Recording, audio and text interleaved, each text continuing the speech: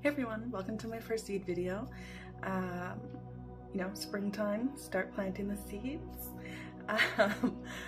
Our first seed is going to be healing ourselves. Over the next year, I'm going to be sharing our seeds and in the Reconnection Vision, and while also creating space for our Northern youth to share their own experiences and stories. This work is rooted in story. Through our stories, we name our systemic barriers to reconnection while also uplifting teachings and pathways that help us move through them. Excuse me while I talk with my hands. Rather than offering a traditional policy plan, we honor our Indigenous ways of knowing by sharing lived experiences. These seeds are not instructions, but they're rather offerings.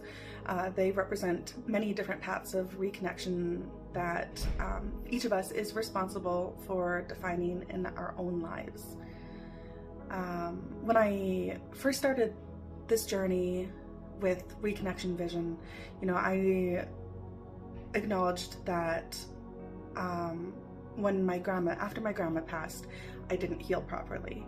And I acknowledged it, but I had no idea how to go about healing myself in a good way, so I can, I didn't know how to do it. And it wasn't until recently that I realized that things are changing, that I am healing. And the way that I was able to do that is through storytelling.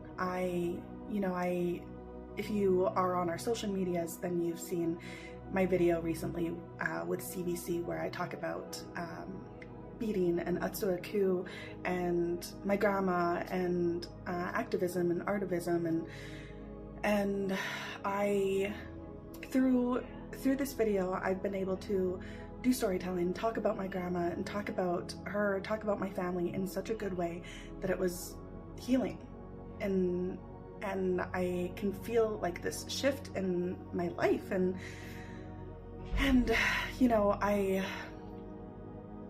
storytelling is healing, and it's healing for me.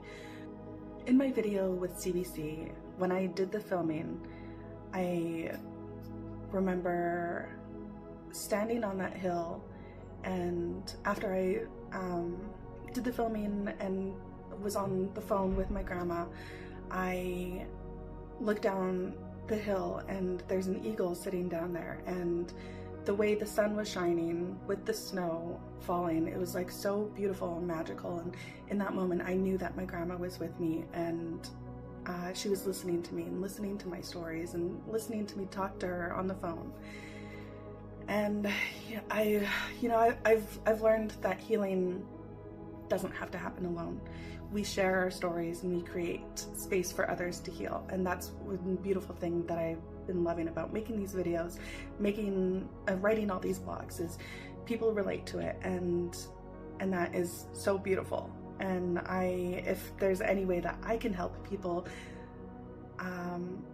heal themselves or start their journey with reconnection, then that's amazing. Even just one person is amazing. So I wanted to leave you with a question. What does healing look like for you? And how can we make it a part of our everyday lives?